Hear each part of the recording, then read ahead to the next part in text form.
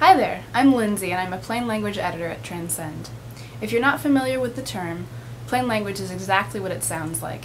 It's language that's easy to understand and it's presented in a way that's inviting and intuitive for the reader. And in this lesson, I'm going to explain the visual aspects of readability.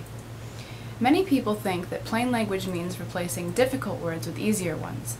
And choosing words that are easy to understand is a big part of what you have to do to make your information readable, but it's only the beginning. Oh, by the way, Lindsay, I'm actually working on this plain language document for a client, and I'm wondering what I can do to make it as readable as possible. Can you give me some tips on that? Yeah, absolutely. I'll show you in steps how to take your plain text and present it visually for maximum impact. So here are 6 tips about design features to use or avoid to make your document as readable as possible. Because no matter how clear your message, you also need to learn how to display it so that your readers will want to read it. Okay, so I have a question already. Do tools like boldface and italic make text more or less readable? That's a good question, and here is my first tip. Use text enhancement sparingly. Every document that you write is an opportunity to inform your reader, and your document might have a lot of important information to communicate. And so you may feel that text enhancements like boldface and italics and underline will help convey your message. Well, there's a lot of important information that I want to make stand out in this document, and so how can I make that happen? Well, it may seem counterintuitive, but text enhancements are most effective when they're used sparingly. So here are some guidelines for the most common types of text enhancement. Use boldface sparingly to emphasize a word, a phrase, or a short sentence. Use italics for emphasis or for foreign words. Underline and strikeout are generally best for editing text. There is an exception. Underline may work well for some words like no or for short words with no descenders, such as must, can, and all. And a descender is the little part of a letter that drops below the base of the letter, so think of the tail of a G or a P. Reverse text is very pretty, but it doesn't copy your facts very well. And it also uses a lot of ink and it's harder to read. Roman text is normal unenhanced text, and most words should be Roman. So if you follow these rules, then you'll avoid over-the-top text, like in this courtesy notice. Okay, so boldface, italic, and underline help us see what's important because they stand out from the rest of the text. Right, but when all of your information is in text enhancement, like the courtesy notice, then it's nearly impossible for the reader to wade through and find the key information. So if you use these tools in moderation, that way your key information won't be hidden in a sea of text enhancement. Sounds great. Thanks, Lindsay. You bet. Hi, Lindsay. I have another question about formatting. So I need to make the last paragraph, to make sure that people read the last paragraph, so put it in all caps. Does that affect readability? Actually, Stan, a paragraph in all caps will hurt readability. So here's my second tip. Avoid all caps. All caps is a common tool that people often use to draw the reader's attention to important information. And in a few specific situations, such as the words stop or no, it can be really effective. So then what's wrong with it? Well, reading text in all caps is a much harder task for the reader. Readers don't decode caps as easily or quickly. And decode is the word that reading theorists use to refer to the process of transferring the image of letters or words into meaning. And it takes longer for our brain to identify each letter in the words. So here's an example. The top paragraph uses sentence case. The bottom paragraph uses all caps. Now, which do you think is easier for your eyes to decode? It's easier for me to read the words in sentence case. Right, because all caps is harder to decode. It slows you down when you're reading, especially in long paragraphs. So to optimize readability, try to avoid all caps in phrases and sentences. Okay, so if I want to make the paragraph stand out, what about if I just capitalize the first letter of each word? Well, similar rules apply to title case, and title case means the principal words in a phrase or a sentence are capitalized, and it should really only be used in titles and headings, like its title suggests. Our eyes aren't as accustomed to seeing repeated capitalization, and you'll improve a document's readability by keeping any non-title text in sentence case when just the first word of the sentence is capitalized. And here's an example. The top sentence uses sentence case, and the second sentence uses title case.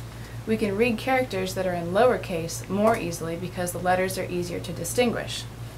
Okay, so to optimize readability, avoid all caps and title case in phrases and sentences. You got it. And as I said, they're great tools if you use them in the right situation, so don't avoid them. But otherwise, if you're tempted to use these tools to emphasize a point, try using a different tool such as boldface, italics, or larger font size. Thank you, Lindsay. You bet. Hi everyone, Lindsay here again. Susan has a question about editing. Lindsay, I'm editing a document today that has so many words crammed on one page, I can barely read it. And there's hardly any paragraphs. Oh my. What do you think would be a good thing to suggest to the writer? Well, that's a common problem, especially when you're trying to save paper. But I stand by my third tip, which is create white space.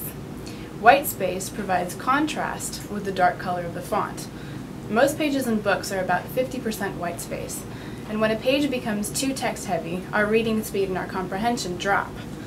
So to increase white space, try to put no more than 300 to 400 words on a page and organize your text into chunks and bullets, and use headings to summarize those chunks, like this.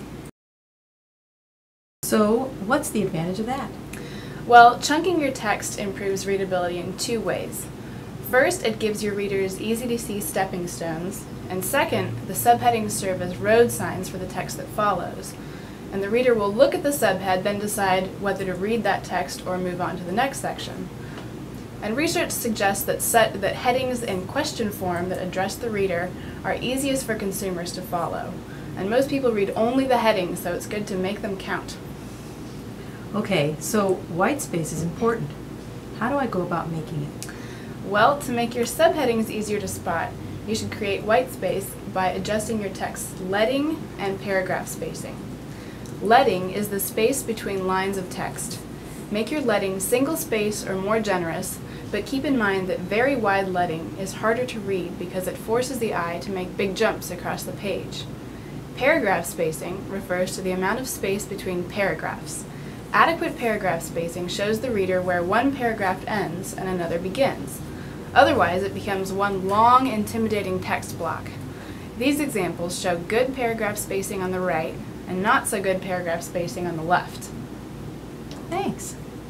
Now, does the way that you align a text affect readability? That's a good question. It depends on how you align it.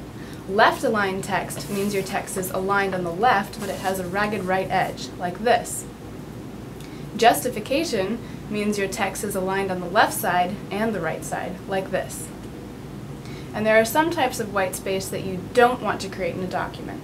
Sometimes, justified text can produce awkward spacing between words as the text is pulled to the left and to the right. We call this rivers of white, and these can distract the reader from the text itself. Okay, so you used left-aligned or justified spacing if you're going to optimize readability. But if you just use justification, keep an eye on the spacing between words. That's right. While we're talking about readability, I'd like to bring up fonts. You probably have several fonts that you usually use when you're creating a document, and some of us feel quite strongly about them. So my fourth tip is an important one. Use highly readable fonts. What qualifies as a highly readable font? Well, first let me show you some of the different system fonts that are available to us. Serif fonts have fine cross strokes at the top and the bottom of the letters. Some common serif fonts are Times, Times New Roman, and Courier. Sans serif fonts are plainer without cross strokes. Common sans serif fonts are Arial and Helvetica. And display fonts are unusual or fancy fonts, such as Wingdings. Okay, so which font should I use? Well, it's a tricky question. A number of older readability studies indicate that older readers over 50 generally prefer serif fonts for the body of English text, but an increasing number of younger readers do best with sans serif fonts. Why is that? Well, mostly we prefer what's familiar to us. Reading theory tells us that we decode or read best when the font looks like the shape of the letters that we first saw in our primary books. And in the past, all documents were in serif fonts. But today, as readers are getting more accustomed to the sans serif fonts used on websites, cell phones, and computers, our reading habits and preferences are changing. So we recommend using sans serif system fonts such as Arial for body text and headings. And sans serif fonts also have the added benefit of holding up well in photocopying, faxing, online display, and low-res printing, whereas serif fonts can become muddy and broken. Whoa. Now, I've just edited a document that had about 5 different fonts to get their message across. I found it hard to read. Is there a maximum number of fonts that you recommend for a document? Yes, try to avoid using more than 2 fonts in one document. Display fonts are the hardest to read, and they should only be used for special purposes, such as bullets and checkboxes. And font size is another tool that can help or hurt readability. If your readers have to strain to read the document, they're probably not going to read it. For printed documents, studies suggest that 11 to 12 point is ideal for body text. And for subheadings and text intended for seniors, use a slightly larger font size, like 14 point. All right. It's time for me to edit this document. Thanks, Lindsay. You're welcome.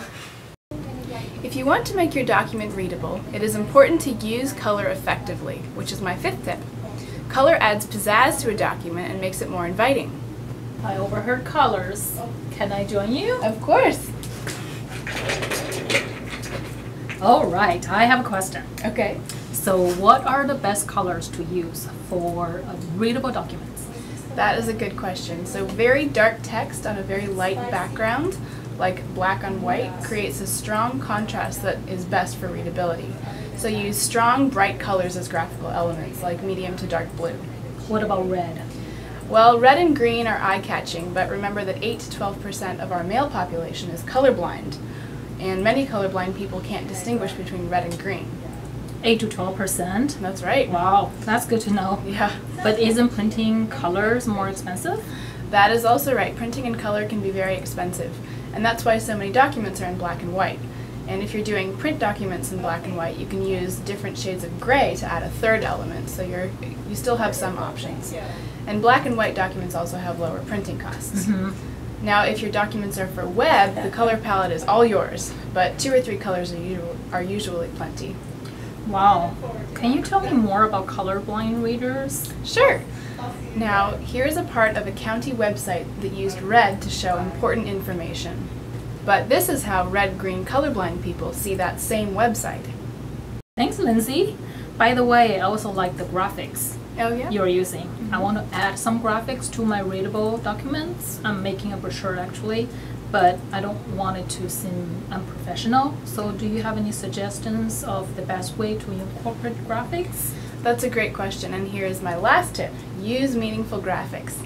Not every writer has the option of using graphics, but if you can, they can be very helpful.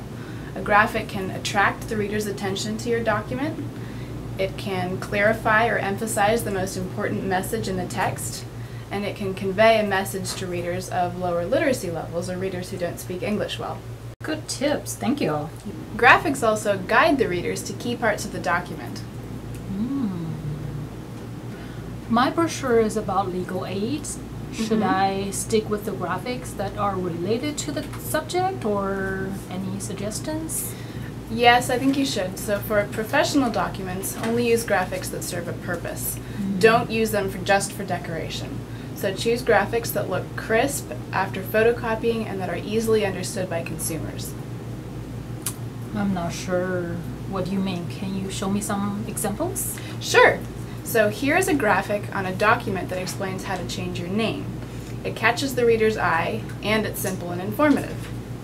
And a question mark graphic is a universal sign, and it can be placed next to a website or a phone number that explains where you should go with questions. Here's an example from a school poster for parents with a sick child. And here, a simple graphic of a gun emphasizes a no weapons message in a restraining order.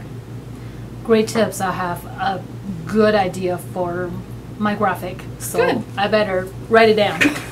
Good. Okay, you've reached the end of this lesson. Before I go, I want to review the 6 tips that I've suggested.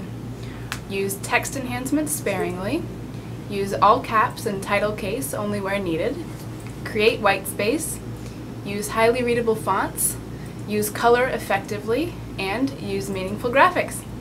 We hope that these readability tips have helped you, and you can find more lessons and information on our website, transcend.net. Good luck!